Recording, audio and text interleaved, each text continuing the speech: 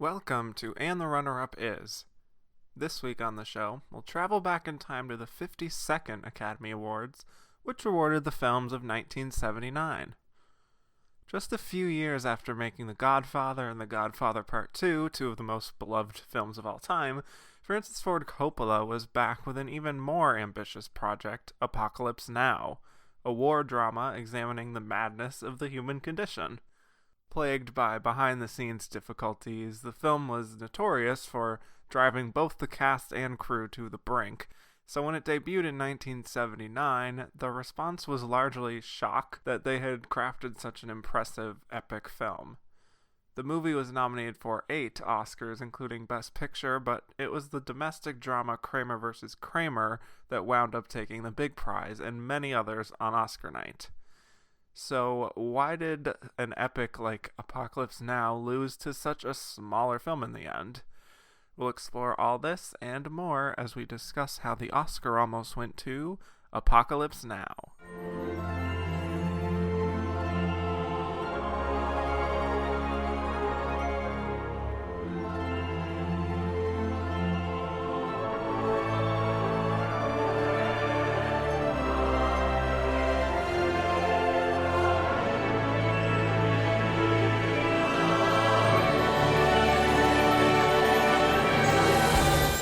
Hello, and welcome back to And the Runner-Up Is. I am your host, Kevin Jacobson, and today I have a new guest. How about that?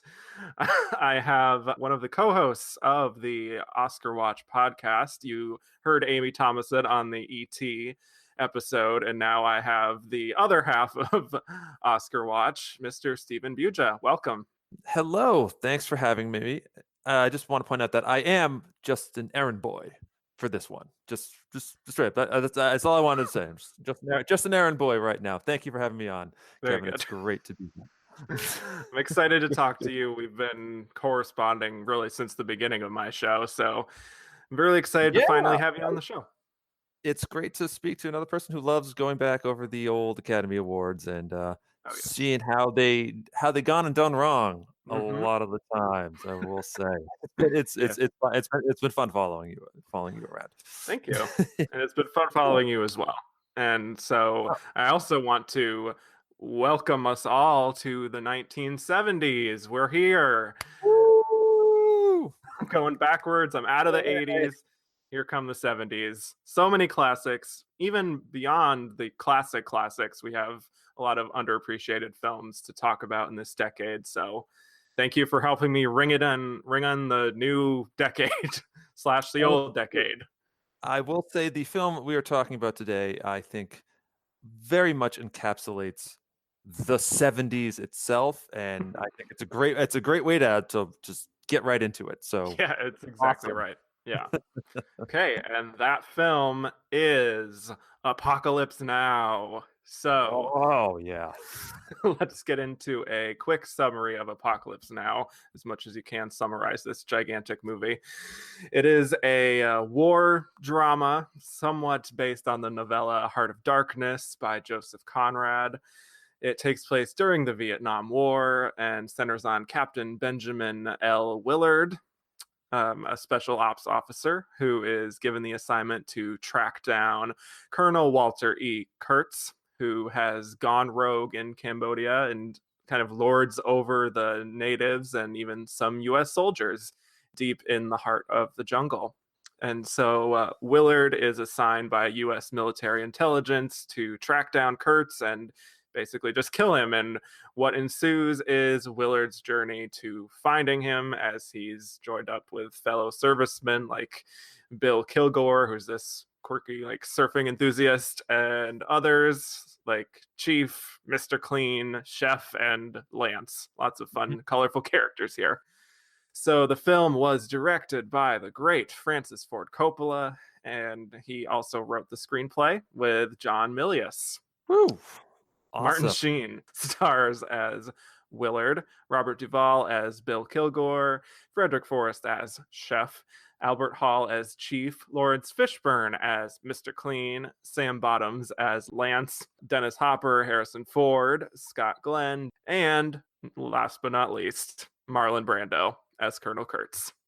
Oh, yes. So, Yes. Apocalypse Now made $78 million at the box office and was nominated for 8 Academy Awards, winning 2 of them, but not Best Picture. So, Mr. Stephen Buja, what do you think of Apocalypse Now? What is your relationship with this movie?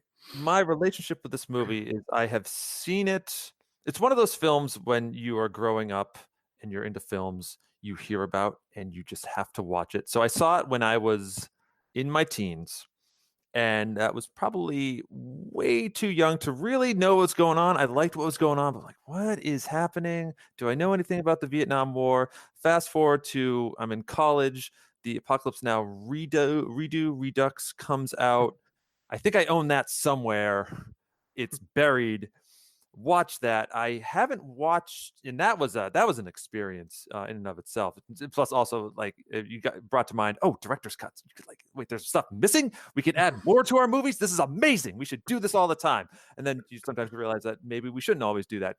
Right. But Maybe it was cut for a reason. It was cut for a reason. Like they're very good at their jobs. I haven't seen the film in a while, and so you had suggested like, oh, we're gonna talk about this movie. We're gonna talk about this movie. But then when it fell on Apocalypse Now, I was like, oh, I am so excited to rewatch this movie to get a better sense of things. I feel like I am a little bit older. I am a little bit wiser.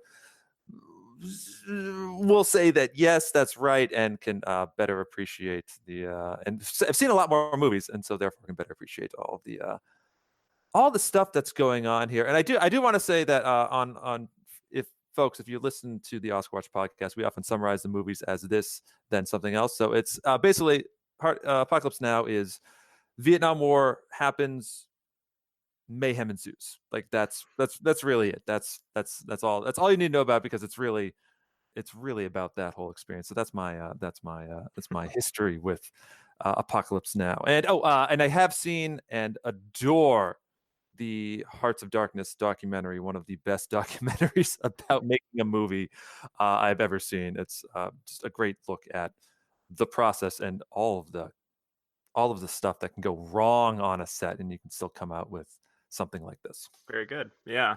And I like how you say that mayhem ensues. It's really just mayhem and madness, and all of the M words are thrown around with this movie. Masterpiece is said often in front of the camera and behind the camera, especially, maybe even more so behind the camera, because a lot has been said about the making of this movie. And I do want to mostly focus on what is actually on the screen, because that is what Academy members saw. They did know the behind the scenes of it all, and that does factor into things. But just looking at the film as a whole, I think it is an absolute miracle of a movie. The fact that Francis Ford Coppola and a lot of his collaborators, I don't want to put everything on Francis Ford Coppola because there's a lot of people involved in this film, that they all managed to make this movie kind of by the skin of their teeth, and Yeah. It's a directorial nightmare situation, that they had to keep going through for so many different reasons, between Martin Sheen having a heart attack, Marlon Brando, everything that happened there was just kind of a hot mess. And the budgeting and flying in stakes, it's just, there's so much going on, and somehow it kind of works in a very strange and mysterious way. It all just works so well, at least for me.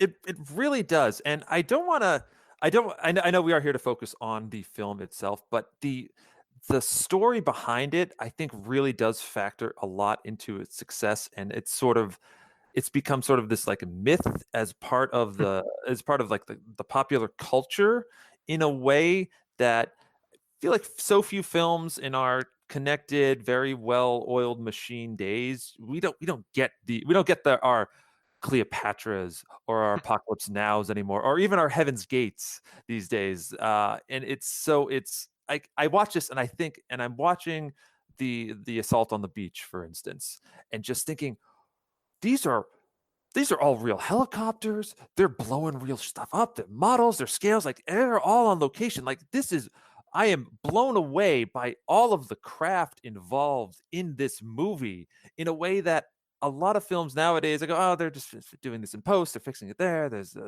digital. That's digital. Like, no, this is an entire fleet of the Cambodian helicopters or whoever they hired out from the government to do this. And so for me, it's a bit hard to separate the making of the movie from the movie, which is saying something because the movie's very good. It's a very good movie.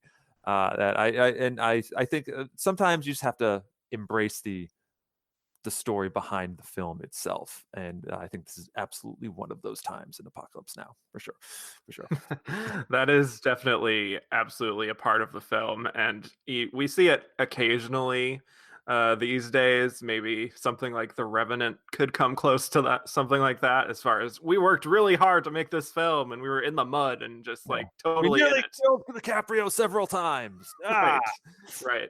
Definitely not quite on that same level though. And I mean, maybe a little bit with James Cameron, Titanic, that sort of thing. But really, yes, this is the ultimate story of like the mad director creating this vision and everything could go wrong and does go wrong. But again, it works. I want to talk about some of the themes of the movie, including the madness and the duality of man that is presented throughout this entire, weaving all the way through this movie, especially at the end. I think it's incredibly poetic in how it uses visuals, as far as like, seeing the Buddha and Martin Sheen being made up in mud and just totally embracing the darkness and everything that Marlon Brando is rambling about at the end. Somehow it all works as this cohesive whole, and it begins with obviously the greenery of the trees that are just kind of corrupted by the orange that settles in, and you get this song, The End, by The Doors, which is so perfect, I must say. Yeah, it's one of those things where I can't hear this song without associating it with this movie. Like you hear the Thus Spoke Zarathustra or the Blue Danube, and you automatically go, oh, that's the 2001 music. Like this is the end is Apocalypse Now for me. Yeah. All about. You could also make the case for Ride of the Valkyries. Yes, I didn't want to go too far ahead, but absolutely. But yeah. Music. I mean, we're jumping all over the place because there's so much to cover here. But yeah, what did you make beyond the visual aspect of the film, of this story itself? It is. Now, I have tried to read the novella Heart of Darkness by Joseph Conrad when I was much younger, and I really should have tried again. Is very tough, but it does have this this primal sense of you are going off. Adventurers are going off the map, and where they will not just find new lands, they will find darkness in them.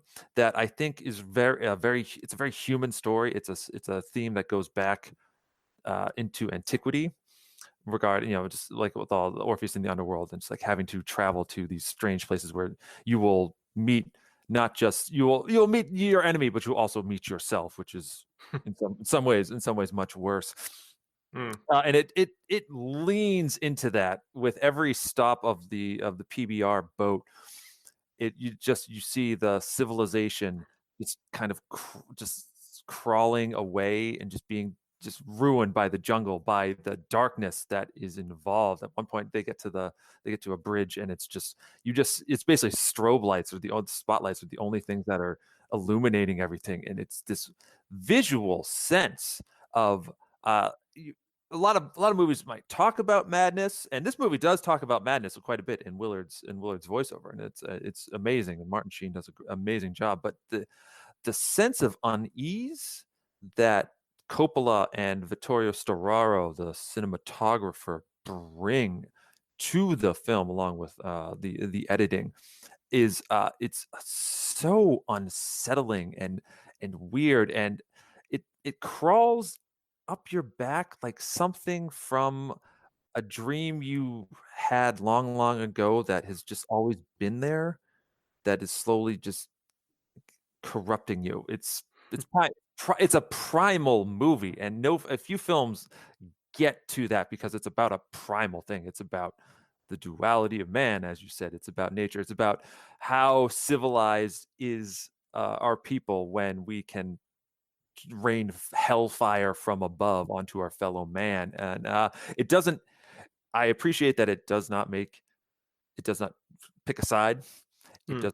It asks you questions and allows you to form your own answers, and you kind of walk away needing like a shower, or you need to like step away, be like, all right, I need an hour. I just need to just calm down and just take in and think about what I have just seen, and what is it really saying. And we've seen this movie so many times that we can still talk about it it's 30 years later.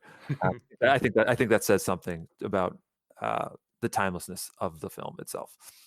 Absolutely right. There's something so primal and just self-reflective about this film that it does really, it gives you that uncomfortable feeling of recognizing something very dark within yourself as you're watching it, that you too might be capable of these lengths. And it also kind of delves into some of the hypocrisies in a way of America, and how if we're in Vietnam and we're considering some of these people savages, and meanwhile we're just destroying their country essentially.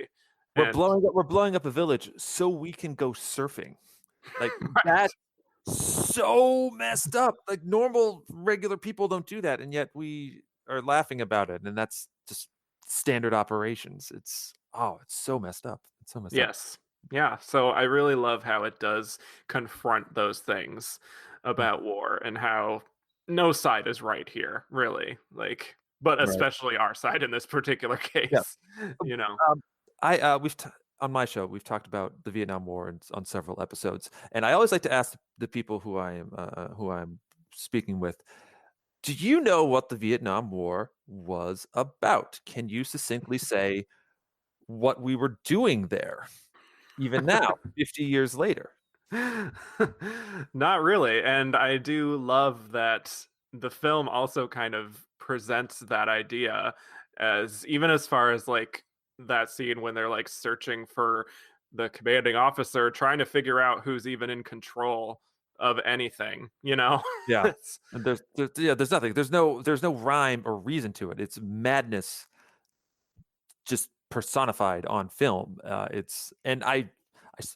seen so many Vietnam War movies, and it only makes the matters worse. I'm like, I really don't. What the hell were we doing over there? Like, something with communism. We had to fight the Russians. I understand why we like World War II movies. Like Nazis bad, Allies good. Okay, pretty straightforward. Yeah, it's so easy that way. But Vietnam it's tough. It's a tough one. It's hazy. Yeah, definitely that. And that is part, also of the filmmaking, I think, itself, with the haziness, the surrealist elements, all the smoke, the different colors. It's very hallucinogenic, and some of that is also the drugs that we were taking at the time. But like also just this sense of not really being in control of what's really happening here, and not grasping why we're doing what we're doing. Yeah. We're just following orders.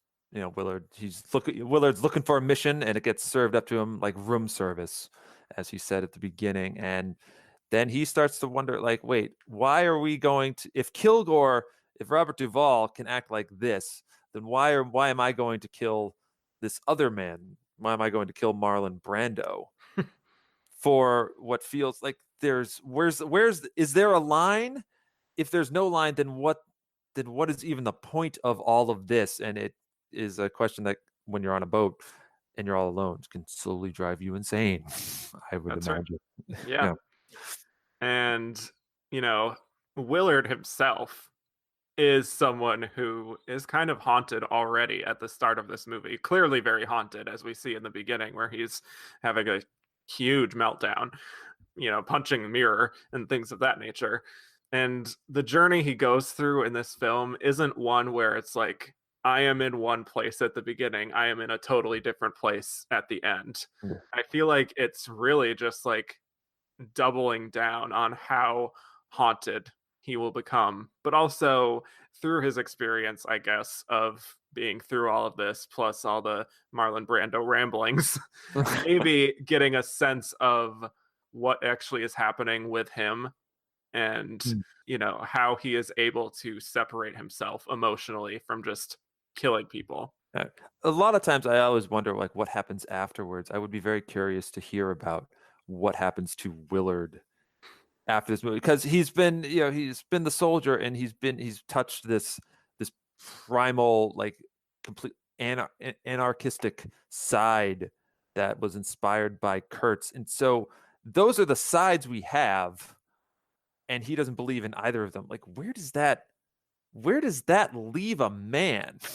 Is he like I picture him? He's still on the river. He's just going up and down the river, just in a perpetual state of nowhere, and just to like hang on to something, just to like survive, or else he would. I don't know what happened. It's fascinating. It's a fascinating and terrifying journey he goes on because he does. You're right. He doesn't end up in a different place. Like I'm better. It doubles, triples down on the nihilism inherent in the human system and says, "Yep, that's the movie. See ya, peace." Oh my god, what just happened? Man, Yeah, very, very bleak kind of ending, I think. And, we'll certainly get into some of the Oscar chat about whether that really had an effect on voters being like, oh boy, this yeah, left me in a very sour mood. indeed we uh, will. Indeed we will. Yeah, but Martin Sheen, I think, brings a lot of. I, it's not a nominated performance. It's not one of these performances that I think is remembered as super iconic. But I think he brings a really fascinating everyman quality to this film, especially through his eyes that are kind of mm. so unique in cinema, that just manages to convey that feeling that this could be you. Yeah. He's I will say American looking enough. He just looks like he's a good looking dude. He's not super handsome. That he's an excellent audience cipher for this journey. He's got his orders. He was apparently he's very good at his job. He's a soldier. He was married. He is you and me, and we can easily pour ourselves into him and hop on this boat and go for a ride. It's being it's not the showy role. You got Dennis Hopper, you got Robert Duvall, you got Marlon Brando, and they're leaning into their strengths for sure, especially Dennis Hopper. Oh boy, yeah. But being the straight guy in all of that madness, that takes considerable skill, especially like when being the straight guy causes you to have a near fatal heart attack. It's like you're doing. I feel like you're doing something right if that happens to you and you're doing this movie. It's a very underappreciated performance that I think might have more to do with the other nominees that year, but we'll get into that as well. But it's like in a movie like this, I kind of get why they went for one of the other guys as opposed to Martin Sheen. Although I do think this is very iconic. I mean, it's not like him on West Wing iconic. Sure. That's obviously the Martin Sheen role to think about. But this is like he does a tremendous job. Yeah, absolutely. Doing with the material he's given. It's tough. Like I look at that and go, that had to be like, I know that's a really tough shoot, but God, man, that had to be a really tough shoot on you to just have to do this day in and day out for like a year. My God. Yeah. And the fact that so many people didn't even want to do this, as we've seen from behind the scenes. And then like Harvey Keitel was doing it and then he was canned. Now, Martin Sheen has to kind of sub in really. Then that I feel like that's even more work, to be that far into the process and have to replace Harvey Keitel is just crazy. And I love actually his narration, his voiceover work. I think is very good and well suited for the film. And I'm definitely not someone who loves narration in a film. because it is a crutch more often than not. I think it's kind of a spoon feeding sort of thing for the audience. But I think without that, you might be lost on some of his motivations and how he's feeling and things of that nature. So I actually do appreciate it. Yeah. He has a great voice for narration, certainly. And I'm absolutely with you there on narration. But here it's also because we don't see Kurtz until basically the last half hour of the movie. He gets to fill us in on the character of Kurtz, Oh yeah, which I think so we get a sense of who he is. It's not just this is the target, and he goes up the river, has some adventures, and he kills him. It's like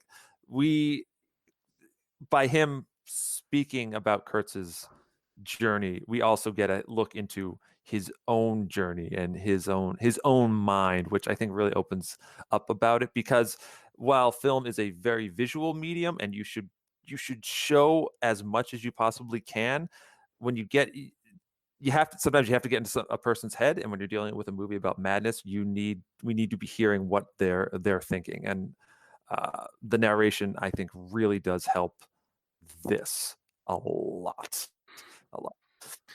Yeah, and I also think the information on Kurtz, the fact that it's sort of teased out in little fits and starts throughout the film, I think really adds to the mystique, certainly, of Kurtz and why he went off the grid, gone rogue, and kind of fills in those character details every so often.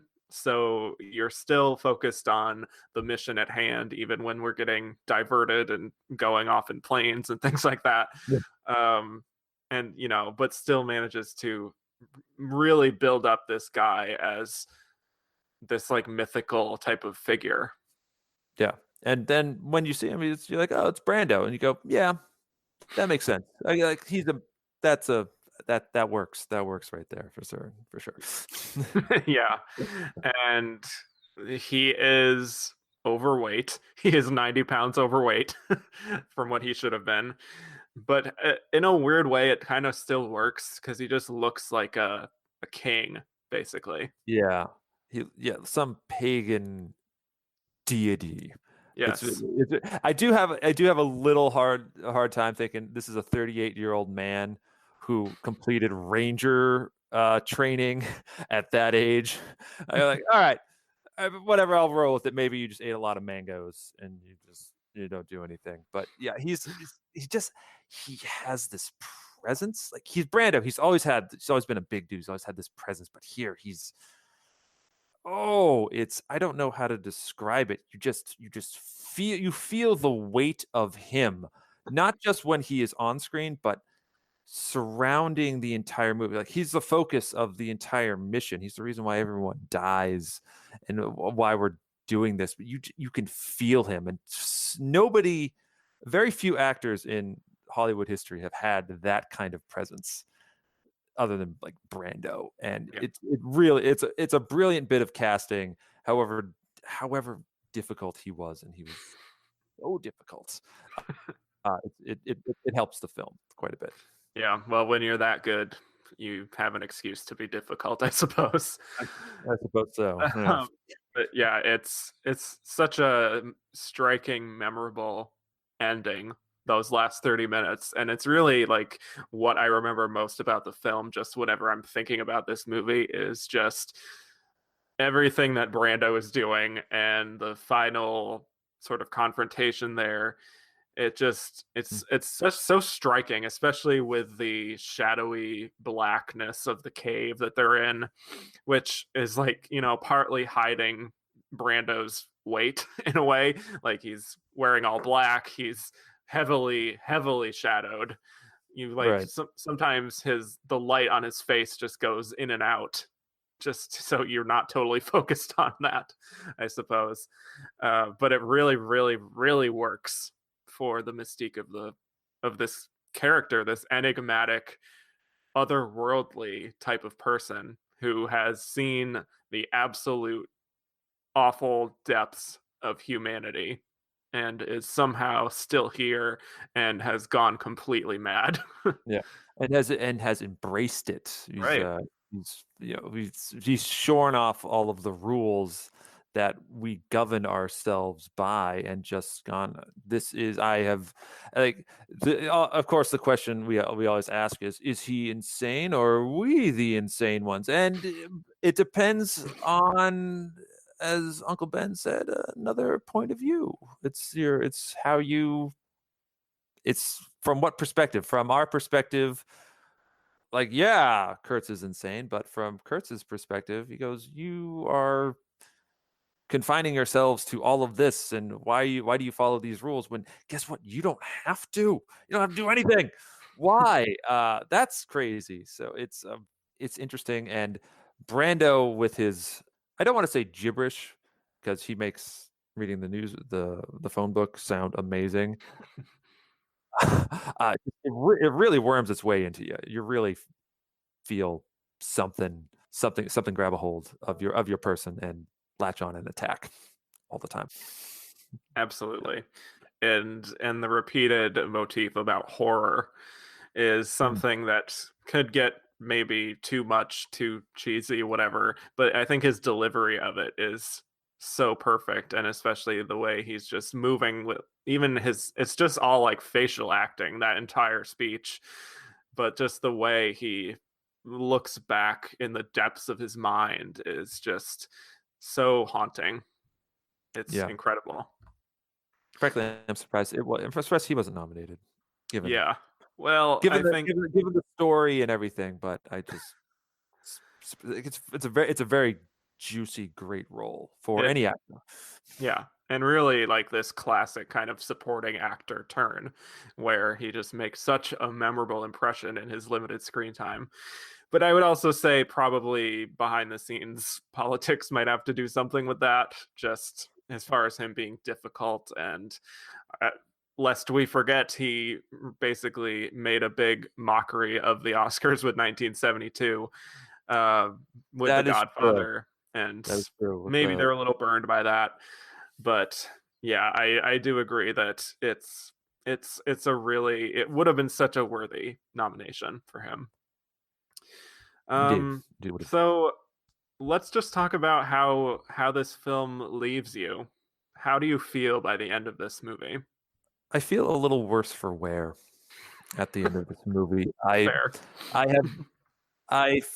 feel like I'd never want to go on a riverboat cruise, for starters. I just assume terrible stuff is going to happen every time we stop. I'm left questioning. You're left to ponder some of the more basic questions of life, the questions that I think we still have not answered. Like, am I a good person? What is the true nature of man? And films can make you do that. A lot of films make you do that. A lot of films are about the human nature, the human experience. This one, it just leaves you like you have literally been to war. I think Roger Ebert described this movie as not a movie about the Vietnam War. This is the Vietnam War, essentially. Like, you feel like you've been through something, but you haven't quite learned anything yet, because you're still trying to figure out what you just went through. And it's maddening. You feel mad. You feel like this may be what a kind of existential madness is like. We're not screaming at, shadows in our heads on the subway or anything like that. We are broken as people. You feel a little bit worse for wear, a little bit broken after this movie ends, and you go, fuck, I just need a drink or something. You feel spent. You're spent. It's a spent feeling. Yeah. Pretty much same. I rewatched this movie yesterday. The only time I could fit in time to watch it was in the very early morning, oddly enough, which was, first of all, a very odd time to be watching this movie, to just be like, I'm going to watch Apocalypse Now, and then I'm going to go about my day. Right. Or just start off, we're going to have friendly interactions with people, and it'll be great. And it's not going to be great. Yes. Right. Just like confront this existential angst and horror within myself. and just go have lunch. Yeah, It's fine. But totally. so every time I watch it, no matter what time of during the day that I watch it, it always just completely wrecks me for the rest of the day. Yeah. It's just There is so no there is no right time to watch this no, movie. no. I don't. It's just there's never a good time. It's like too early. Then it's too late, and I'm up at night, middle of the day. But then like I'm just wasting a beautiful day. I don't like. When is the right time to watch this movie? I will never know. I guess we'll just have to keep watching it. Yeah, it feels like the right time might be like the dark of night and just like when you're confronting those personal demons within yourself. Yeah. Or maybe that's just me. Anyway, so but for me it does really get to that personal existential feeling of who are we? Who am I? Am I capable of these things? And why do we do war? It's it's just such a waste. It's a waste of life. It's a waste of resources. It's just all of these different things. And the visuals throughout this film really help it just burrow into my soul. Just even we haven't talked too much about this, but like some of the animals that are featured throughout this film, even Mhm. just like those little moments really stay with me for whatever reason. Just these innocent animals that are caught up in this horrific situation somehow, Yeah. like the random tiger or the puppy that is rescued after slaughtering the Vietnamese, like the cow being airlifted. Mhm. It's those types of, and obviously like the water buffalo at the end being slaughtered. It's just like all those little things stick with me of like this is just innocent people being caught up in a horrific situation and we're all doomed. The Yeah. end.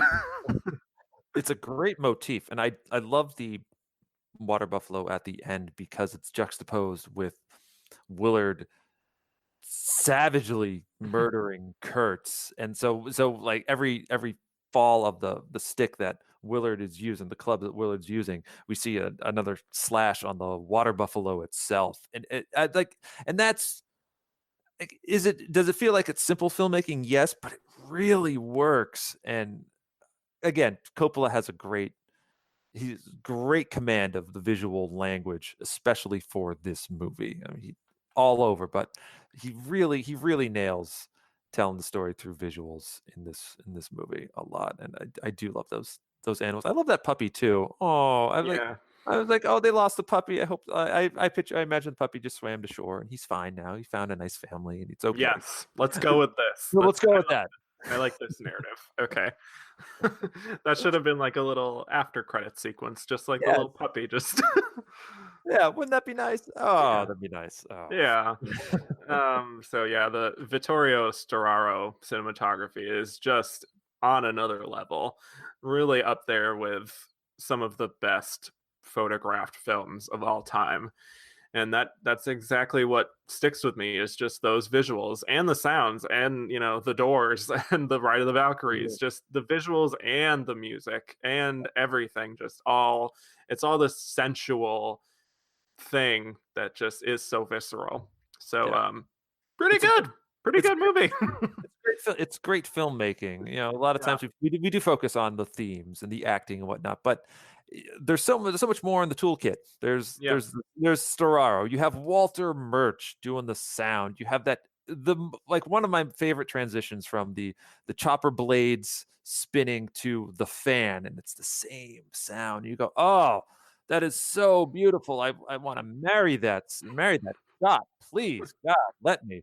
That it's a film they show in film class. I remember seeing. I think I did see this in film class at one point. I'm sure that you just have to you can learn so much from just watching this and then watching the documentary about how they made this and whatnot. It's if you need to know about movies, you can just check this one out. Try not to think so much. Try to focus on the craft, not so much the story, and you'll be fine. You'll be able to make a solid picture right there. Exactly. Yeah, that's very well put. When we come back, we will be discussing why Apocalypse Now lost Best Picture and Best Director, for that matter, to Kramer versus Kramer. I love the smell of napalm in the morning. Smells like victory.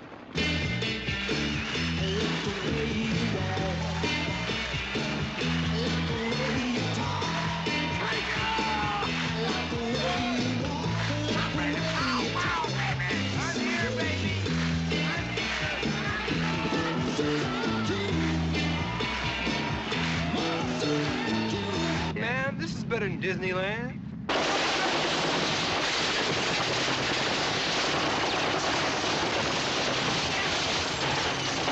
I'm short and we gotta go up there so you can kill one of our own guys. You so bad, I'm not how you think you bad, huh? They're all dead, stupid. Who's the commanding officer here? I hear you. Ain't you? He was close. He was real close. I couldn't see him, but I could feel him. These are all his children, man, as far as you can see. They think you've come to take him away, and I hope that isn't true. Could we, talk to Colonel Kurtz? You don't talk to the colonel, well, you listen to him. Are you an assassin? I'm a soldier. You're an errand boy. Sent by grocery clerks. To collect the bill.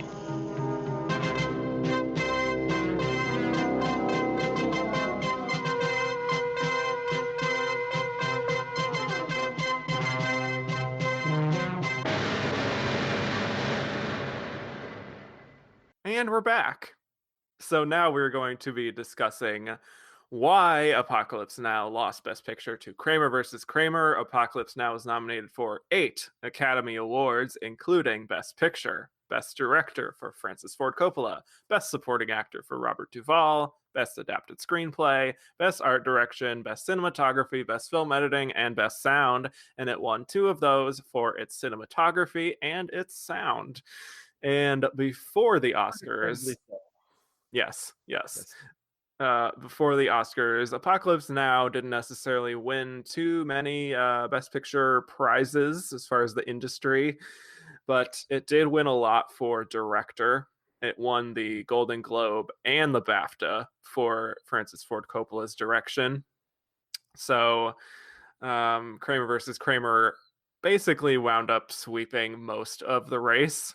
It won the Golden Globe for drama. It won the DGA even.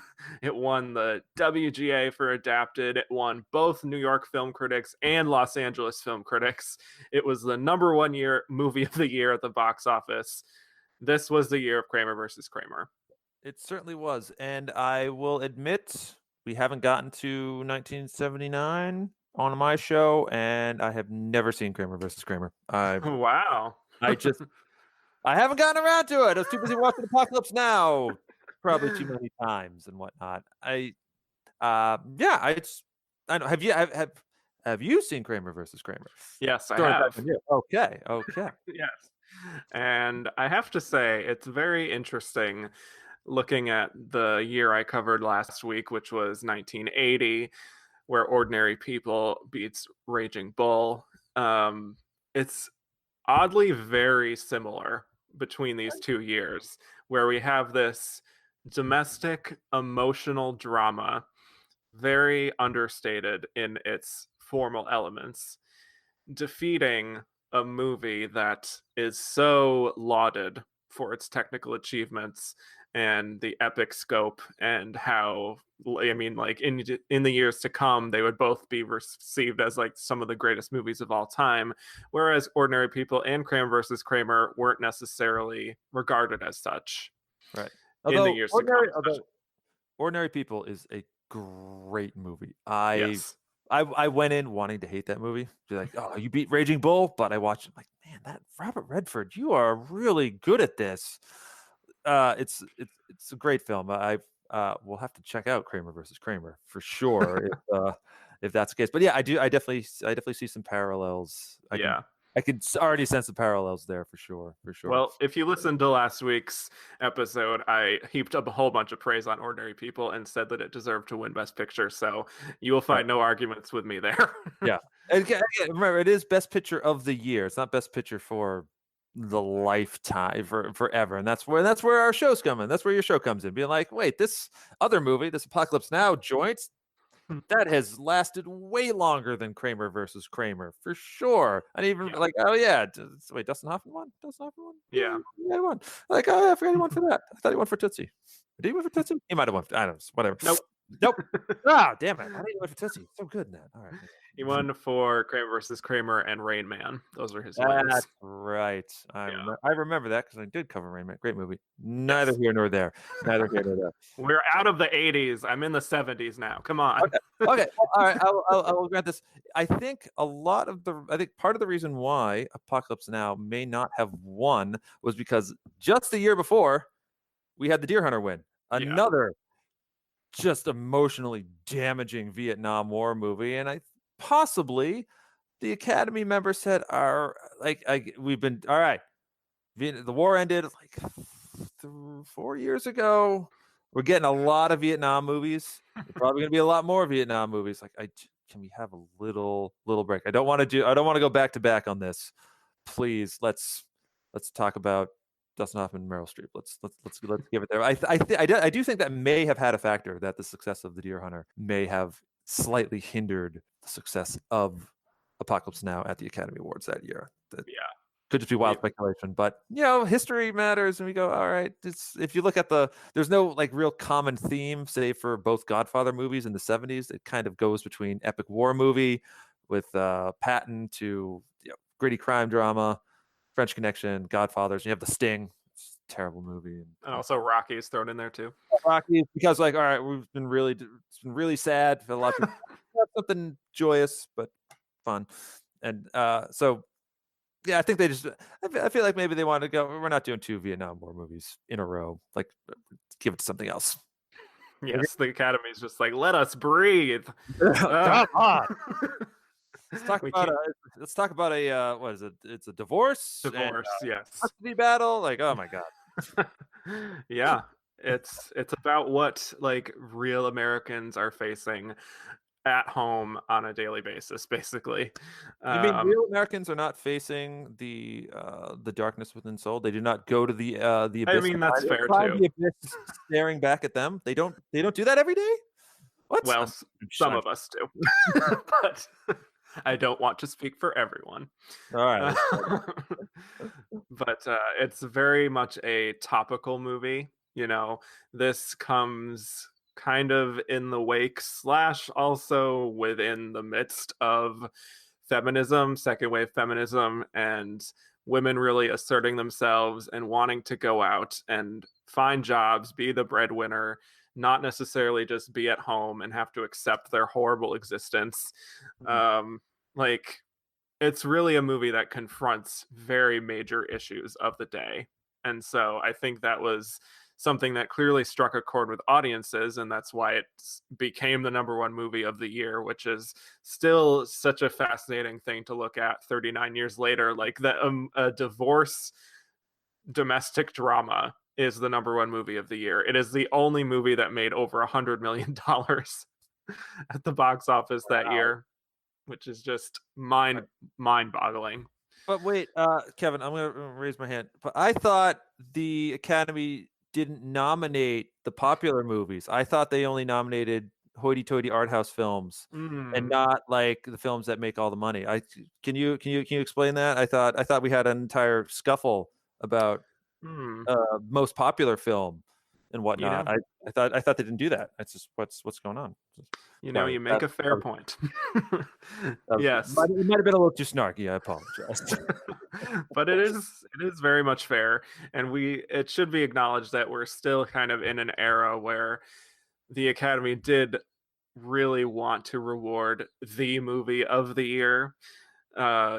Just beyond what critics were saying, what was the best reviewed film of the year, artistically even.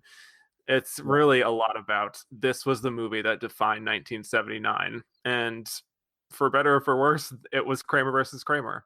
It was. We're coming at the studio system collapsed 15 years, like about 15, 20 years before, and we got the new Hollywood people coming up. So they're playing jazz a little bit with how things are, and the Star Wars effect has yet to reach peak, which it would in the 80s and then 90s, and now it's just now we're just all action movies all the time. So it's really fascinating to see these like grown-up films also be very successful at the box office and make an impact on the consciousness of the people at the time, certainly at the least. Exactly. Yeah. And so as far as why Kramer versus Kramer wins over Apocalypse Now and some of these other movies, even like All That Jazz, it really comes down to the fact that this was the movie of 1979 and there was no beating it. There was critics' consensus even on Kramer versus Kramer, which you probably wouldn't think there would be when you have movies like Apocalypse Now and All That Jazz in the race, and even Breaking Away. And so there was just such a consensus. It's almost like Titanic winning in 1997, where it's just like, this was the movie event of the year. And it just so happened that the movie event of the year involved Dustin Hoffman and Meryl Streep getting divorced and dealing with custody. So that's just where we were as a nation. Vietnam, divorce, same thing. Yes. But you know what? I bet the fireworks in the film, I bet the battle for the kids was like a Vietnam. Yes. Not to diminish either. But when you got Dustin Hoffman and Meryl Streep, stuff's going to go down, and it's going to be amazing to watch. Exactly. So, I'll have to check that out. We got a few questions about Kramer versus Kramer specifically from Twitter. Okay. Well, this is from Karen Peterson. Hi, Karen. Hi, Karen. What impact, if any, do you think second wave feminism had on the 1979 Best Picture race? It's really probably a huge factor, because the rest of these movies, the closest you can really come is Norma Rae, as far as really just a woman going out and making a difference in this world and refusing to just be docile and sit in the back and just not make a difference. It's really Kramer versus Kramer or Norma Rae in this situation. And I think that was something that people had in mind while they were voting, especially some of the women in the Academy. And I also think Kramer versus Kramer kind of operates as a bit of a Rorschach test as far as what people can take from it. Because I think both sides of the feminism debate that happened, especially in the 70s, probably were like recognizing something in this movie. Because if you don't know Kramer versus Kramer, it is a film in which Joanna, played by Meryl Streep, is this unhappy wife married to Dustin Hoffman. They have one young son, and she decides one day, I'm out. She leaves the both of them behind, says she wants a divorce. She's going off to find herself. So I think there was some appeal to that as far as being relevant to the situation of what we were dealing with. And from a feminist perspective, the idea of just going out there and trying to find yourself and feeling like you can, there's some appeal to that. But also some parts of the film, you could argue, are kind of against that sense of feminism, which is her abandoning her husband and especially abandoning her child, which kind of makes her into the villain of the film. She also doesn't have that much screen time, which is why she wins Best Supporting Actress. This isn't like a total lead situation here. We get a lot of material between Dustin Hoffman and how he is trying to raise his son, even though he basically left all of those parental duties to her, because that's kind of what's expected, the unwritten social contract, whatever. Right. So it's really all about him finding himself and learning how to parent, and really kind of almost demonizing her in a way for her choices, kind of demonizing her as selfish in what she's trying to do. there's also this one scene in the courtroom where it kind of swings back to the other side of being fair to Joanna, in which she really explains her whole side of the story in this big long monologue that probably won her the Oscar. And so it's one of these movies where, like, I think no matter what side of the fence you're sitting on as far as this very relevant topic of the day, that you kind of get something out of it. You get something reinforced in it. So that's just my take on things. And I have no take on it, but it sounds like a film I should check out for a lot of reasons. Yeah, certainly because it won Best Picture, and I'll have to do that at some point. But right. And it's I'll less leave than that to 2 you. hours. Oh, thank God! Oh, I love a less than 2 hour movies.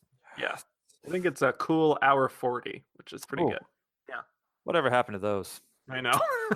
He says talking about a 2.5 hour movie, but possibly one that's also like over 3 hours. It's fine. Exactly. Yeah. What else we got? Well, this was also from Michael Domenico, who said, "Why does Kramer versus Kramer hate women?" Which is part of exactly what I'm saying, is like, depending on who you are, how you look at this movie, you can really get a different experience than what your neighbor might be experiencing from it. So I have not listened to your episode last week about 1980, but I'm curious, were there similar questions about Mary Tyler Moore in Ordinary People? Because people kind of were very surprised and shocked at how, like, spoiler alert, she leaves at the end, and how it's like kind of terrible. Did you have to face similar questions last week with that? Yeah, we talked a bit about that. I don't know if we talked much about like the Oscar impact on that whole situation, but we did certainly talk about how Mary Tyler Moore losing Best Actress might be part of that. Because when you really look at it, especially in the 70s and everything up to today, there aren't a lot of women who have won Best Actress or Best Supporting Actress for being villainous or unlikable characters.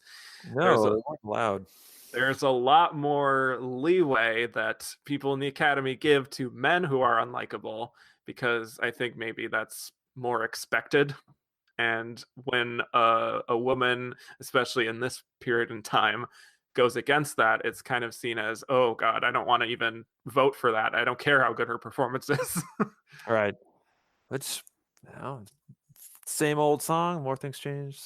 Yeah. More stay the same, etc. So, yeah. And the benefit for Meryl Streep is that she had a really, really good year. She was in a lot of movies. She was a real breakout star, and she kind of faced some weak competition. So that's probably why she won, as opposed to Mary Tyler Moore, who also had to face some TV bias and all that. But we certainly covered that last week. Okay, for sure. But we did actually get a few questions about Apocalypse Now that I wanted to get. Yes, now you can have your input. So this is from Ronnie Castle, who said Hoffman, Scheider, Sellers, one of the greatest Best Actor categories ever.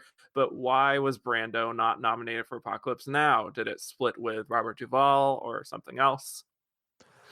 Okay, well, I am looking at the Best Supporting Actor category. You had Melvin Douglas in Being There, and I hear Being There is a great film.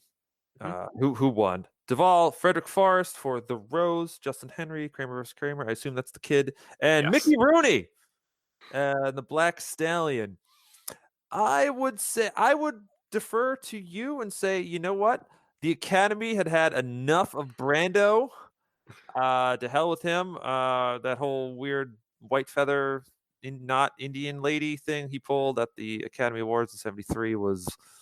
I think nobody has anyone forgiven. I'm trying to think. Was he nominated again for like Last Tango in Paris after that? He was. He was. Okay. Which might have been some afterglow.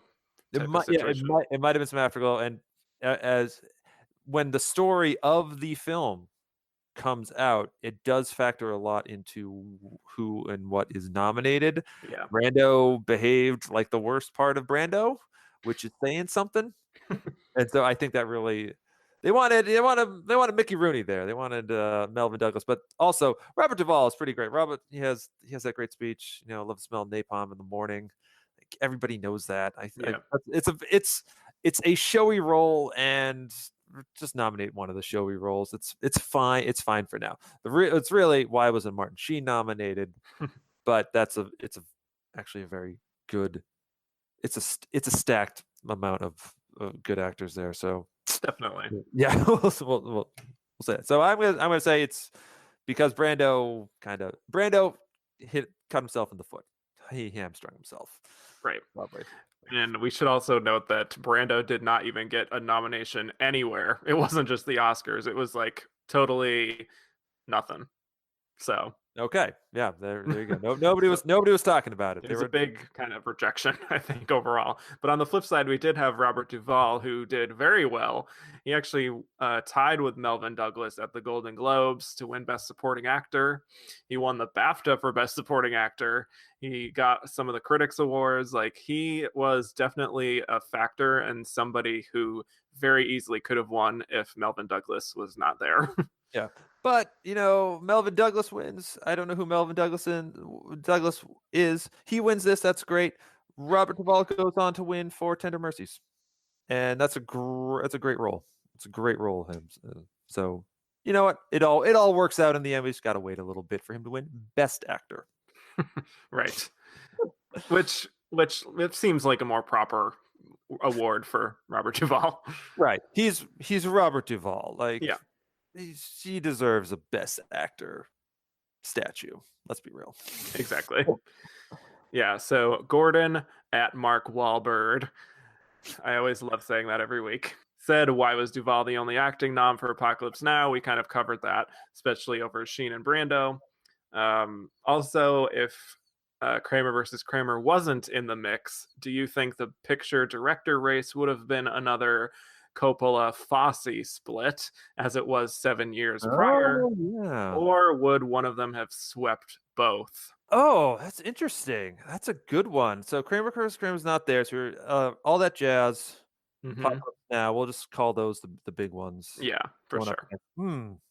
Does Bob Fosse win it? Because Coppola won in 74. 74. All right, so they each got one. Yeah. All that jazz is really good. Fantastic. I would have to say Coppola would win. Yeah. Again, for the story, because he took this thing, this sprawling beast that was essentially Vietnam, and turned it into Apocalypse Now. And that is some good directing right there. Not even for discounting all of the artistic stuff he puts up on the screen with the use of shot framing and all of that.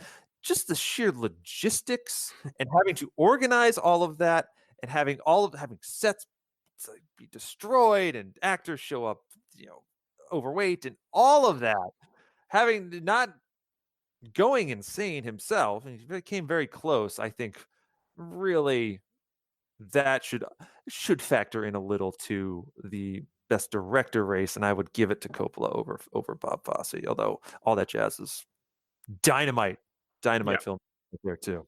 And we'll definitely talk about all that jazz, but I really do think, really this kind of comes down to why I chose Apocalypse Now for the runner-up as opposed to all that jazz, which is that, first of all, Francis Ford Coppola was winning all of these director prizes before the Oscars. So I think, since we know how much picture and director go hand in hand more often than not, especially at this period of time, that he was clearly in a better position. It was a story that everyone knew. Like, everyone knew all the behind the scenes of how hard this was to make. And so when you see someone like Alejandro G. Iñárritu winning for The Revenant for kind of a similar situation of a really, really difficult shoot and managing to make something artistic out of it somehow, I think there's a lot of appeal to industry members, especially directors, in that sort of a thing. And I just do think that Apocalypse Now, despite how nihilistic and brutal it is to watch a lot of the time, it still is maybe a little more accessible overall to a wider range of an audience than All That Jazz is ultimately. Mhm. So that's my argument there. Well, and people, you should see All That Jazz. It's fun. It's tough. It's a tough one, but it's a good film. It's a good film. Yes. Well, that's an excellent transition, so we can talk about some of these other Best Picture nominees, starting with All That Jazz. It is a movie that did very well with nominations and wins, including a very key Best Film Editing win. And I had looked at this particular Oscar year, seen that Apocalypse Now did not win film editing, and I was like, how did that happen? Because this is before I'd seen All That Jazz, so I was like, what is this movie All That Jazz doing winning Best Film Editing when Apocalypse Now is right there? And then I saw All That Jazz, and I'm like, oh, okay, that makes total sense. Yeah, I can't disagree with that one at all. Roy Scheider, the captain from Rest in Peace, and captain from Sequest. That's how I knew him. He had a heck of he was all over the 70s, and I always picture him as this like stodgy, like he's a cop. He's a cop. He's a soldier. He's the sheriff from Jaws. But man, like him as Fosse, you're like, whoa, where did this come? He is amazing, and I love that he was nominated. And if Dustin Hoffman didn't win, I would totally give it to Roy Scheider for best actor, because he's great, and he's great in All That Jazz. He's great. Right. But, sorry, he's not he's Joe Gideon, but he's really Fosse. So right. Sorry, we should just clarify. It's not actually Bob Fosse that he is playing, but it's pretty damn close. It is. Wink, wink. Right. Literally, nobody can see you winking because this is an audio podcast. But that's why I said wink. I appreciate it. Thank you. Okay. I'll just letting you all know in the audience that he was actually winking while saying wink, wink. Yeah. Anyway, so All That Jazz is another one of these movies I think that was very difficult to shoot and laborious and a huge artistic achievement, especially when you compare it to like Kramer versus Kramer, which is pretty standard stuff overall. So yeah, I think All That Jazz is another kind of masterpiece in this year, and it's rare that we have two films nominated for Best Picture that I would consider like 5-star films completely all the way. It is so just fun when it happens, though, right? Yeah, and there again, it is also kind of hallucinogenic, and it deals with reality versus dreams and weaving in and out, and that's part of the film editing win. Clearly, is doing that so seamlessly, and just crafting like his own version of Fellini's 8.5, essentially. Yeah, Roy Scheider is something else in this movie. Is just he somehow manages to not be like a total creep when he could be, because he's like always hanging around all these women and being lascivious and has all these problematic issues with him. But there's just a weird, rugged charm about him that just works so well for this particular role. And you totally buy him as this kind of crazed director type of character. Right. Yeah. A lot of crazed directors, either on screen or off the screen. You have Coppola, crazed director. Fosse, apparently was like madness incarnate. It's just a lot of that going on at the end of the 70s here for sure. Yeah. Well, it's funny that you mentioned Roy Scheider and some of his career, because we did get a question about it from Al Robinson. Hey! Who asked, after the successes that Roy Scheider had in the 1970s with Jaws and All That Jazz, why do you think it was that he had such a terrible 1980s decade?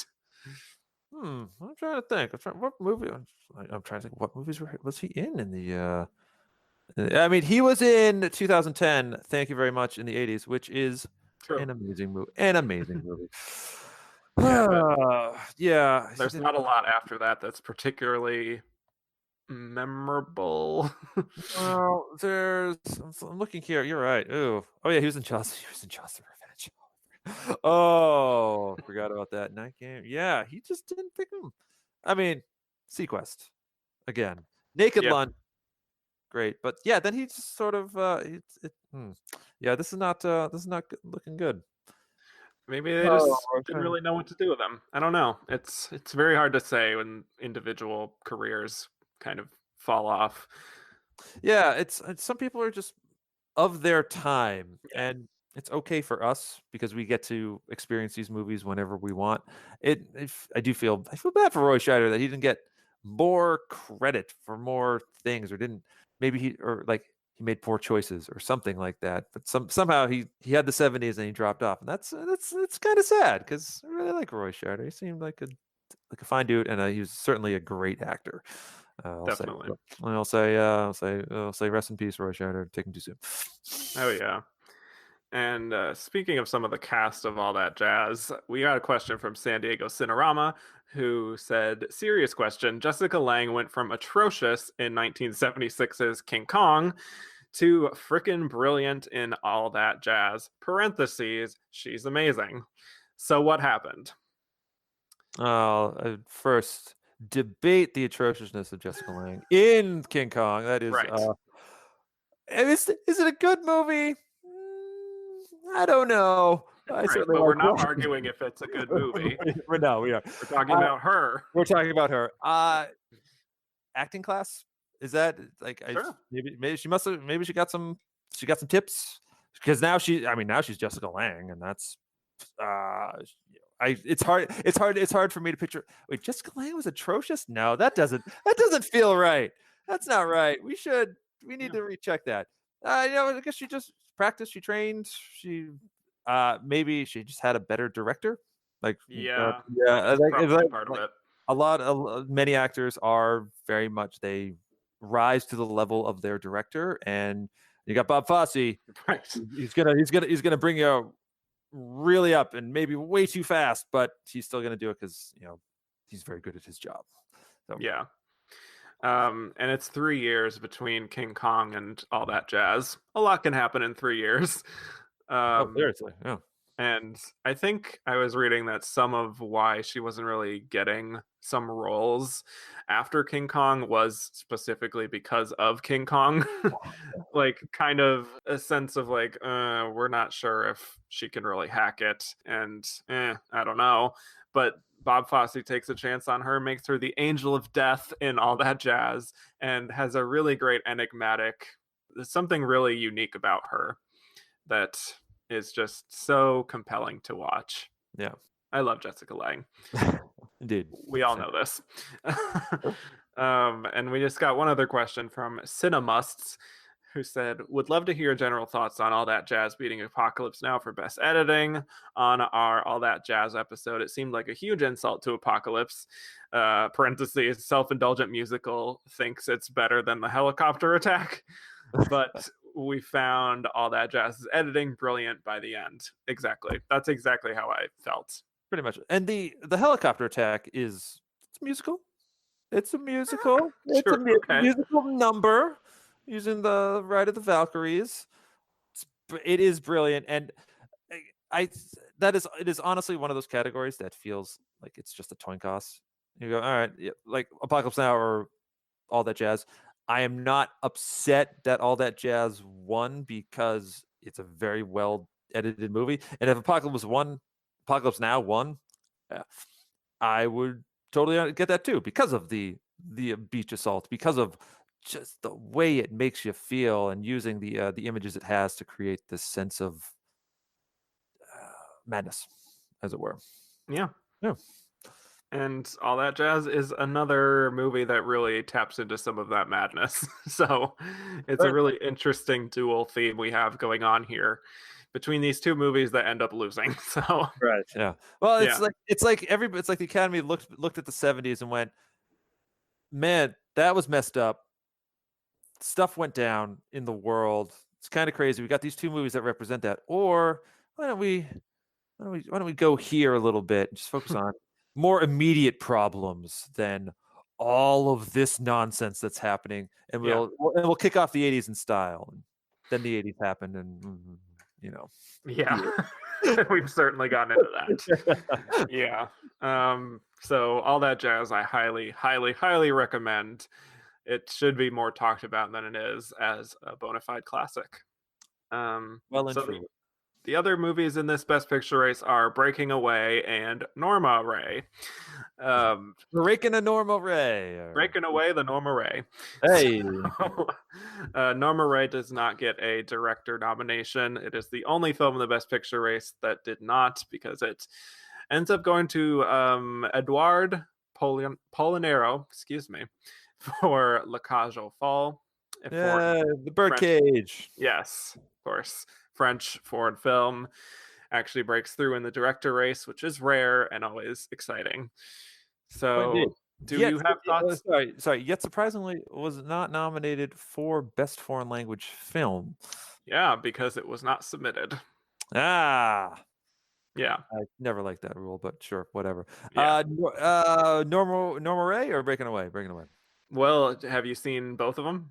I've seen Norma Ray. I've not seen Breaking Away. Okay, well then let's talk about Norma Ray. It's the first Sally Field winner. She would win 2. It's a great role. It's a great role for women that was necessary at the time. I think it's like a very this very solid film. I don't know if it's a great film, but like Sally Field is really, really good in it. And given everything that was happening in the 70s, I understand completely why she won then. It's a tough role. It's a complicated role. It's a kind of role that you love to have. And Sally Field, she nails it. And it's an important movie along the same lines as Kramer versus Kramer for that all you're talking about, the second wave feminism and whatnot, to have at this time right now in 1979. So it's worth a watch. It's worth a watch. I wouldn't give it Best Picture, certainly not over All That Jazz or Apocalypse Now, but I totally get why it is up there in the mix, because it's an important conversation piece, and the Academy loves having conversation pieces nominated for Best Picture. Yeah, absolutely. It's definitely one of those things that speaks to our time very well. It's about unionization. It's about workers standing up for themselves and sticking it to the man, which is a very important kind of theme throughout this era. Yeah, and it's relevant now still. It still very much is, and it's 39 years later, which is absolutely insane. But I think Sally Field is absolutely transformative and so great in this role. I think she manages to just become Norma Ray, this spunky, not gonna take prisoners, but also very feminine in her own ways. She is just such a fascinating, complex character that is the kind of role that actually did very well as far as like movies that were made during this time, as far as like this upstart woman taking charge, like, Silkwood, and then even this year, the China Syndrome. Movies like this where women are just standing up for themselves and having these really, really juicy roles. And you look at some of the Best Actress winners now, and they really, some of them just don't compare, Yeah. So it's really interesting watching movies like this and Silkwood and others where some of these might not even be made nowadays, Most of these movies would not be made nowadays, or if they Right, were, true. they would be very limited release and wouldn't get a lot of press. Which is a shame, because you have right now we have the ultra low budget films, and we have the $100 million Marvel comic book movies. There's very little ground in between for a film like Norma Ray being made, being as good as it is, and then being marketed appropriately. That it's a real shame, because you need movies like Norma Ray. You need roles like Norma Ray for all of the actresses and out there to do and to show people that this is an important story that is worth listening to, and we just don't have it these days, which is infuriating. Yeah, it's a real shame, but I actually think Norma Ray does hold up and is very much a message that could easily be told today. So I haven't seen it in a long time, but I absolutely believe that. Yeah, for sure. And the other movie in the race is Breaking Away. This is kind of, I guess you could almost call this like the indie pick in this particular race, as much as you could be an indie film in this particular era of Hollywood, in which is to say there wasn't much of that. But it was one of these kind of like underdog stories, super low budget, about this small town, and it focuses on these 4 young boys who are referred to as cutters, and it's like focuses on this one boy who in particular who's obsessed with like the Italian culture and cycling, and kind of like fakes being an Italian exchange student to please this upper class girl. It's just one of these like charming small town stories that you can easily see people like falling in love with this kind of a movie. Okay. I know the type. That's not right. Again, I have not seen it. Pity, more's the pity, and I'll have to check it out. Yeah, sure, but worth a watch, you think? I think so. Does it hold up some nearly 40 years later, or? Yeah, I would say so. Okay. I mean, it is literally of its time because it's contemporary. So it's one of these situations where this is exactly what was happening at this period in time in America. So it works. It works for what it is. It's really charming. It has a young Dennis Quaid. It's a really good cast. It's just one of these really charming indie movies that something like Fox Searchlight would love these days. Yes. Yeah. Casting it already in my head. All right. Yes, exactly. And this is from John Hopper, who asked us, at the time, I have to believe Breaking Away was the biggest surprise Best Picture nominee. Well, possibly, but also I would note that it did win the Golden Globe for Comedy Musical Best Picture, so it was very much in the race. I would say due to the very small scale of the film, it probably would be a surprise, and for it to get into a field of 5, so. Right. Well, I feel the 5 when the other 4 are these movies. You go, oh, that feels different. Okay, weird, but all right, I'll run with it. Yeah, like a lot of these other movies are dealing with death and existence and madness and divorce. And meanwhile, you just have this cute little movie about kids cycling through their small town, and it's like, oh, I like that a lot. Yeah, it sounds like a movie you need after all of those other movies. Exactly. And again, I just came off of a year, 1980, which was the next year, in which we had a lot of sad movies in the race, including Raging Bull, Ordinary People, The Elephant Man, and Tess. So then when you get to Coal Miner's Daughter, it's like, okay. Yeah, right. It's like Coal Miner's Daughter. Didn't we just see that movie last year? It doesn't matter. Yes, please, give me. Yes. So it's a really, really good Best Picture lineup. And I don't even necessarily think I got into like my own personal thoughts on Kramer versus Kramer. It would probably be on the lower end of all of these movies if I were to rank them, maybe 4 or 5. So I still think it's a very good movie and very relevant, and does, I think, do its best to give some equal weight to both sides in that debate, and is at least progressive in showing like a father who can be a single dad raising a child, and it's not going to be this end of the world situation. There's that, or the slapstick comedy, right? Like Mr. Mom or something like that. Exactly. As someone who is raising a kid, I am married still. It's a lot of work. It's fun though. Yeah, it's fun. There you go. So, like I love seeing a dad getting it done on screen. Like yes, exactly. Yes, I feel it. Okay, so now we can get into our Should Have Been a Contender segment, and that is other movies nominated for Oscars in 1979, or just any old movie that came out this year. So, Stephen, what do we want to talk about? Well, I can't think about 1979 without thinking about Alien.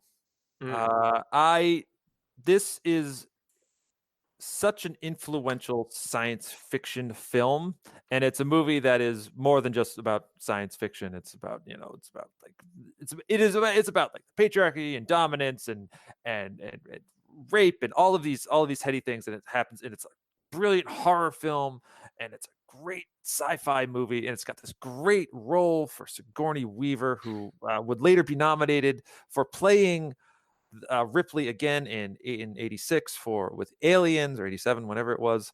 That I like. I get why the Academy wouldn't nominate this movie. Yes, Yeah. I certainly do. The phallic imagery alone from Geiger is like, you can't show that on the awards cast. You'll have like a 2-second clip. That was it. But time has been very kind to Alien. Not necessarily the Alien franchise, but to the movie itself. It is still amazing. It looks incredible because it's all sets and whatnot. And I think it's a film that, we look at all these Best Picture nominees and go like, yeah, Apocalypse Now, but where's Alien here? Because that's a movie it's a movie It's a movie It's a movie that we all know, even if you don't really know the Alien franchise, you haven't seen all the films like me or whatever. You know that like that was a movie. There's something more going on there, and I know that, so why wasn't it nominated? Kind of deal. So I would start with Alien as that if we were to expand it out to 9, yeah, for sure, then I would love to believe that it would get in. For at the very least, I think it picked up a couple of tech nominations, but like Best Picture, like I would love to put Ridley Scott in there as well.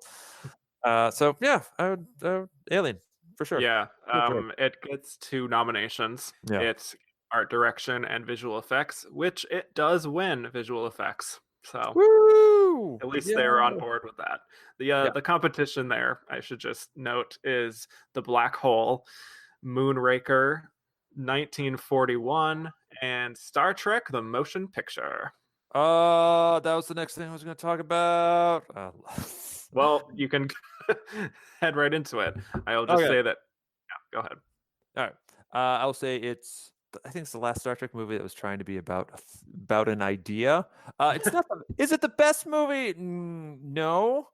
I have a soft spot for certainly the idea of V'ger as this probe as the Voyager probe we sent out that recently. One of them, at least recently, passed the boundary between our solar system and outer space, and it just comes back. And I also love Star Trek so much, so of course I'm going to defend it. I know it's not a particularly great movie, but Wrath of Khan was so good a couple of years later, but also it kind of hamstrung the franchise into being going on a slightly more actiony bent, which has had mixed results. But I have a soft spot for the motion picture, just the far outness of it. I'm not going to nominate it for Best Picture as much as I want to. I know, like, no, that's not going to happen. But I like Star Trek: The Motion Picture. It's not the best, but it's fun. It's fun. Yeah. I'm really not a Star Trek person per se. Okay, that's fine. So it's not one of these things that I'm going to immediately defend, but I can certainly absolutely see why it is a treasured classic for sure. Yeah, definitely. And I should note that it gets in for original score, which is kind of a good get for that movie. Definitely. And also visual effects. Yeah, like I said. Oh, for sure. Yeah, that's cool. What else came out that year? A lot of fun. I will just say that I love the Muppet movie. Hell yeah, the Muppet movie. That is right. So it's so wonderful and like so wonderfully meta. Like I love movies. It's so referential. I love it. All of the breaking the fourth wall is fantastic. Rainbow Connection is beautiful. I don't care what anyone says. Who says the Rainbow Connection is not beautiful? Because I don't know. Some people say it's too cheesy. Those people are wrong. I like all opinions are valid, but man, those people are so wrong right now. That's terrible. Yeah. This is not. Come on. Well, film Twitter is an ugly place. What can I say? Assuredly, yes, it is. But also they're filled with very nice people who send in smart questions. So Yes, we love the you. duality. We're going back to the duality of man. Well, this is about Apocalypse Now, so okay. Exactly. I hear that. I hear that. Yeah, it's great. Sorry, you got Phantasm that year. So like, there's a lot, like there are a lot of like cheesy sci-fi / horror Yeah, films. And I love it. Phantasm is pretty great. You got 1941, Spielberg's follow-up, which is not good, and which I enjoy, but I have no desire to really revisit it ever again. But it's one of those situations where I think, oh, if somebody made Jaws and then followed it up with 1941, like nowadays, I don't think they'd have a job. I don't think they'd get any more work. Like if Damien Chazelle, well, he's made La La Land, and they followed up with First Man, which is a fine film.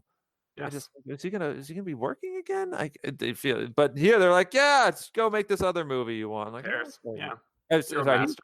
Sorry, he did Jaws, then he did Close Encounters, and then he did 1941. I'm getting my timeline mixed up, but still, feel like 1941 was a bit of a misfire, and yet then he became Spielberg. He's like, all right, I'm just gonna do this thing called Raiders of the Lost Ark, and then follow that up with E.T. Yeah. So it's like it's Jaws, Close Encounters, 1941 down here, Raiders, E.T. Like, yeah, 4 out of 5. 4 or 5 ain't bad. Yeah, that's a pretty solid record, 80%.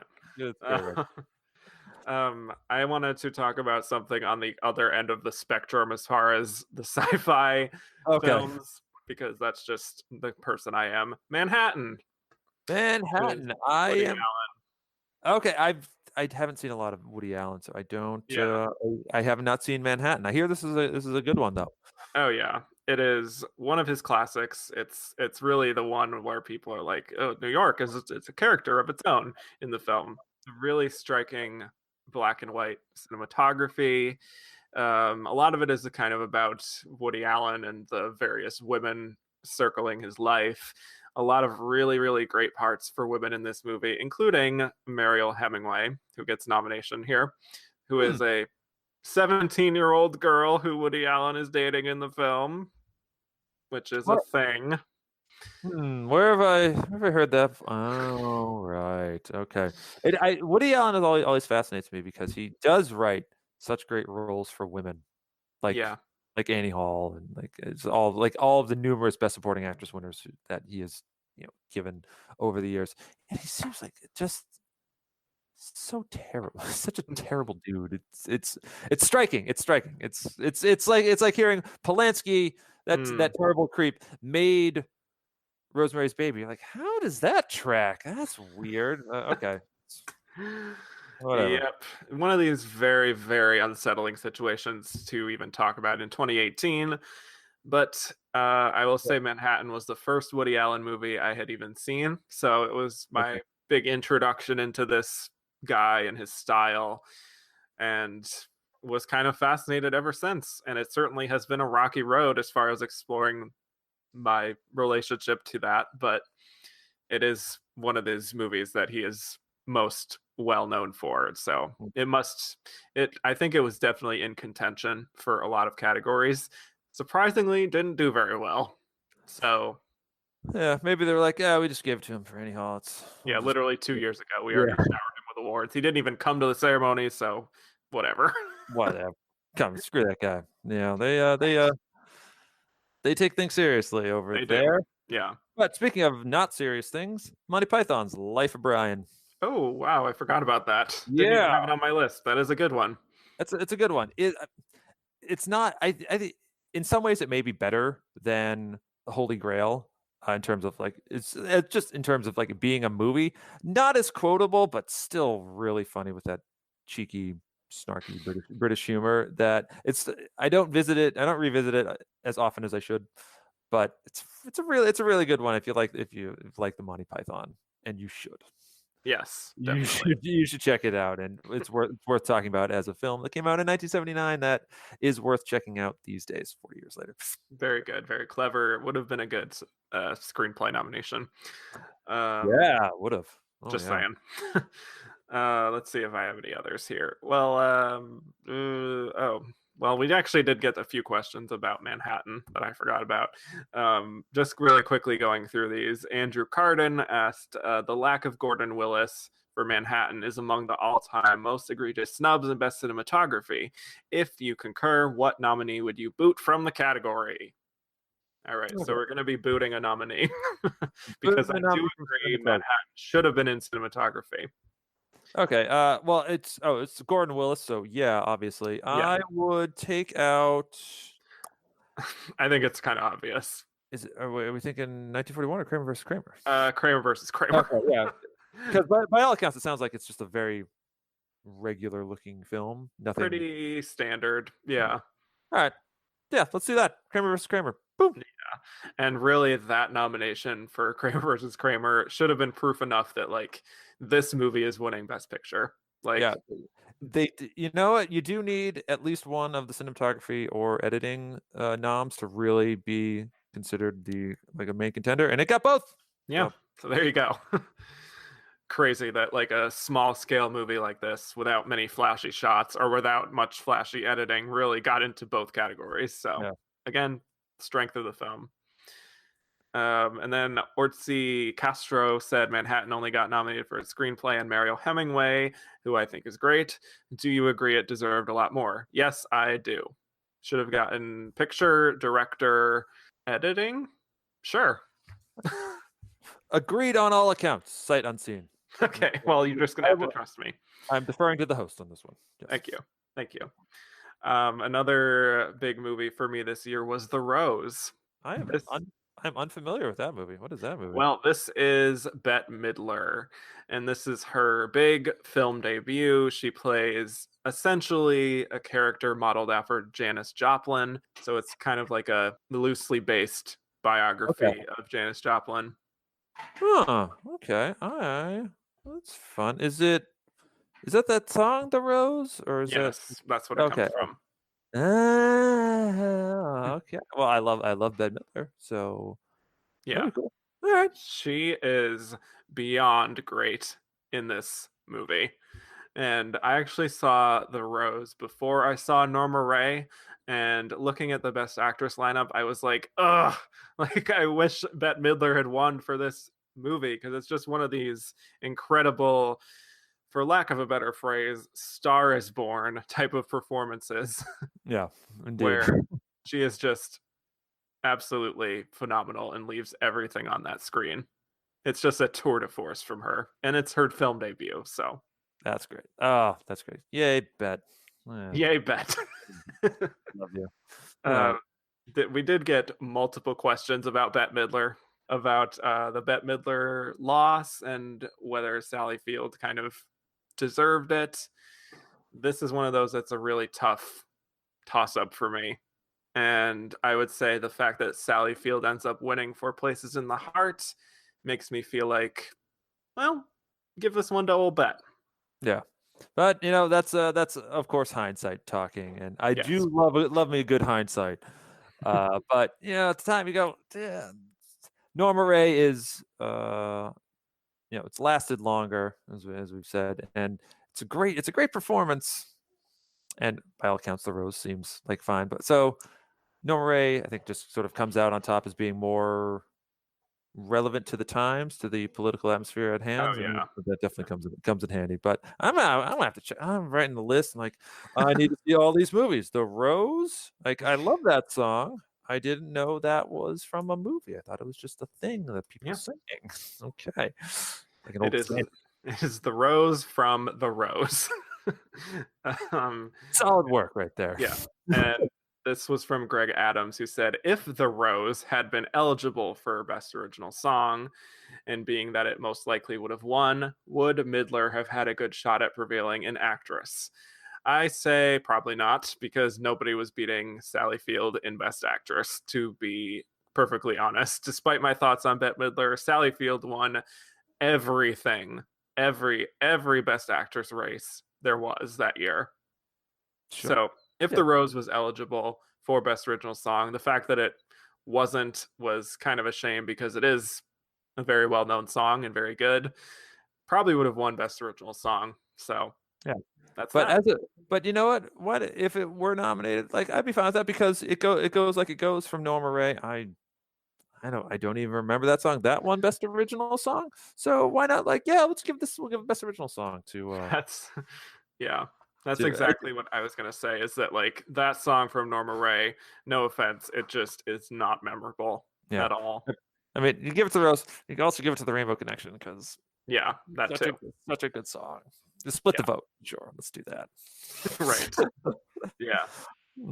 Did you have any others here that you wanted to mention?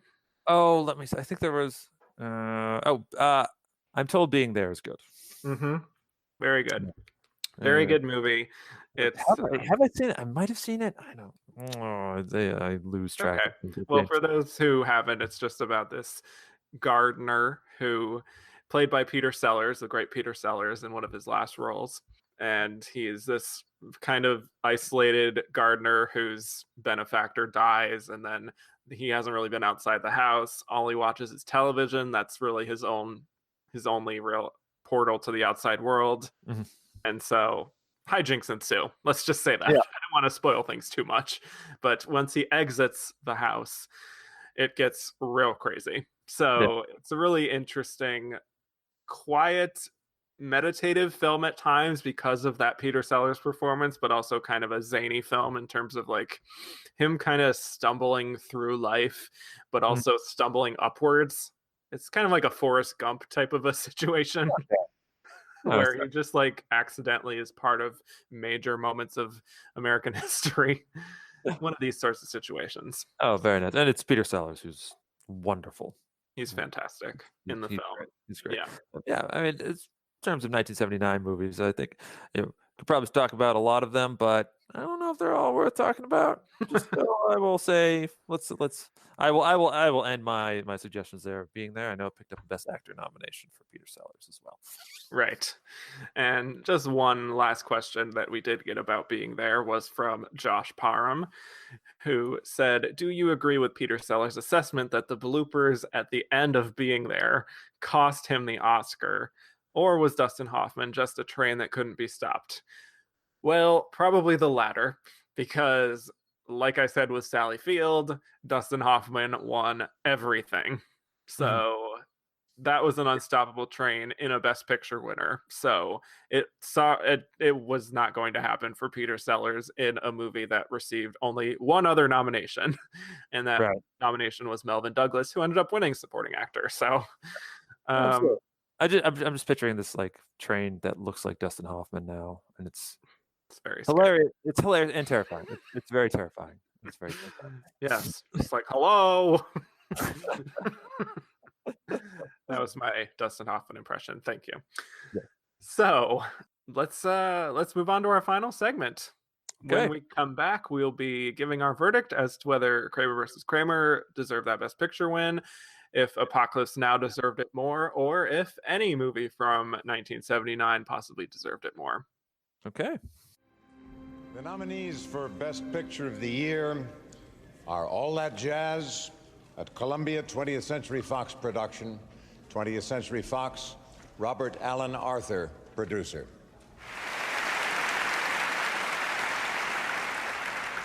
Apocalypse Now, an omnizoetrope production, United Artists, Francis Coppola, producer, Fred Roos, Gary Fredrickson, and Tom Sternberg, co-producers.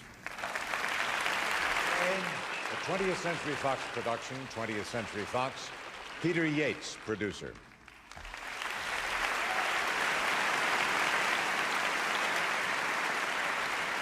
Kramer versus Kramer, Stanley Jaffe Productions, Columbia, Stanley R. Jaffe, producer.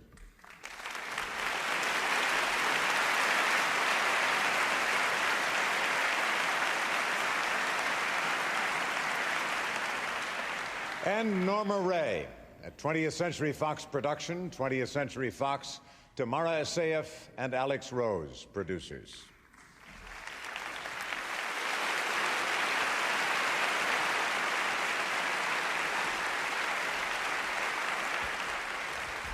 And the winner is Kramer versus Kramer.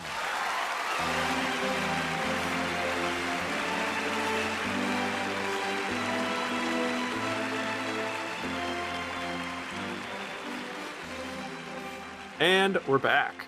So now we'll be delivering our verdict as to whether Kramer versus Kramer deserved Best Picture or if Apocalypse Now deserved it more. Stephen, you said you didn't even watch Kramer versus Kramer, so I have a feeling I know where you're going to lie on this. And probably even if you did watch Kramer versus Kramer, you might have the same general sense, right?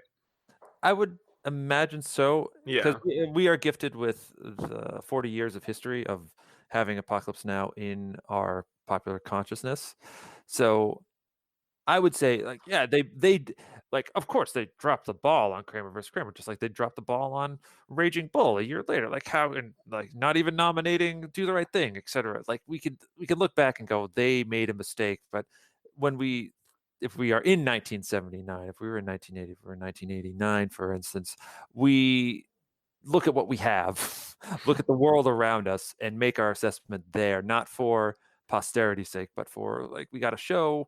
All right, it's this one. We'll vote on it, and sure. And I can understand why Kramer versus Kramer, when everybody saw it. You said it's the number one movie of that year. That definitely gives it some positives. It's Dustin Hoffman, Meryl Streep, very well acted. Of course it is, because it's those two. It all seems, and it's like, it's relatable in a way that Apocalypse Now certainly is not relatable. Apocalypse Now is deep and heavy and meaningful, and there is a time for that. But there's also definitely a time for Kramer versus Kramer. However difficult it might be hard to watch, because it seems like it's a tough movie to watch. And I go, yeah, I get why Kramer versus Kramer would have won. I think Apocalypse Now should have won, but also winning can be it can be a weight. It can be an albatross on you. And now we get to say that, oh, Apocalypse Now didn't win. That is outrageous. And we get to say that for the end of time. Whereas Kramer versus Kramer, we go, oh, Kramer versus Kramer won Best Picture. That's cute. And go about our days, because it doesn't matter. And now, like, everybody's like, oh, yeah, Kramer versus Kramer beat Apocalypse Now. That seems unfair. So I think in the long game of it is Apocalypse Now should have won. Although I would be curious to see, go to a different universe where it did win and see how it is aged. If people go, yeah, that did not deserve Best Picture. It was fun, but maybe it should have gone overrated or something like that. Overrated or something like that. But now it could just be lie eternal as Apocalypse Now. Yeah, that's absolutely right. I do think it does have the benefit of being not the winner, to be like, well, we're still championing this movie because we feel like it was not justly rewarded at the time. So there's definitely appeal to that. I'd definitely say Apocalypse Now deserved to win between the two of them. I understand the circumstances involved with Kramer versus Kramer, that is the only movie that was going to win. But looking at these two films, just like side to side in 2018 in a vacuum, basically, I have to say Apocalypse Now is just altogether better than Kramer versus Kramer on most levels. Okay. So really, that's the long and short of it. And to open it up to other Best Picture nominees, I would say All That Jazz actually comes very close for me to being possibly better than Apocalypse Now. And I would have loved to even do a full podcast on All That Jazz, because there's so many great themes in that too. So I would definitely have those two ranked at the absolute top. And as far as any movie from 1979, I think it does come down to just those two movies for me.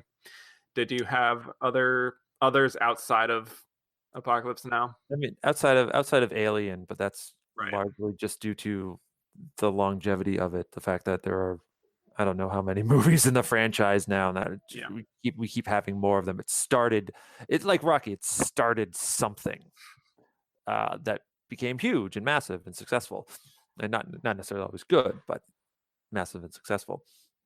Yeah. But beyond that, no, I would agree that All That Jazz is definitely on Apocalypse Now's heels for a lot of the same themes, for being just a dynamite film, all told. That I'd go like Apocalypse Now. Then you can't see it, but it's like Kramer. It's All That Jazz is right there, and then Kramer versus Kramer is somewhere a bit below that at like 3 or 4 or something like that. Right, exactly. Well, this was an excellent discussion. thank you so much for coming on with me. This was an excellent chat. Thank you so much for having me. I haven't gotten around to this year yet, so it was nice to get a little taste of going, oh yeah, I'm looking forward to 79 now. I'm gonna take care of this. Yes. You can watch some of these movies. You can watch Kramer versus Kramer, Breaking Away, The Rose. Yeah, you got a whole list out of this. Have to expand my horizons. Watch Yes. things for sure. Yes. So thank you. And tell the people where they can find you on the internet if they want to hear more from you. You can find us on social media at OscarWatch Pod. The name of the podcast is OscarWatch Podcast, all one word. I don't know how the Academy has not stopped us from using that name, but we're on SoundCloud, iTunes, Google Play. We got many, over 100 episodes. Take a listen. We look back at the Best Picture winners. We jump around all the time. It's certainly not as in depth as you. This was like, whoa, this is a lot of work. This is going really.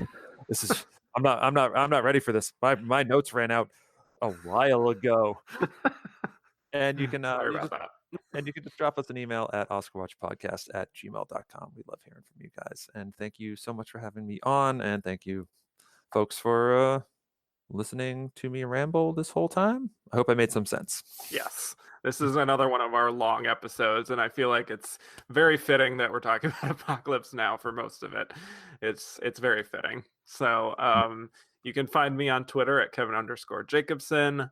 The podcast is at Oscar Runner Up. The show is on Apple Podcast, Stitcher, and Google Play. Rate, review, and subscribe.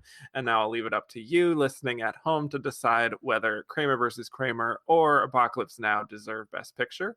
And you can do that by going to my website at filmtrophies.com or emailing me at filmtrophies@gmail.com. So once again, thank you, Steve. Thank you. Thank you so much. And I will bid you all adieu.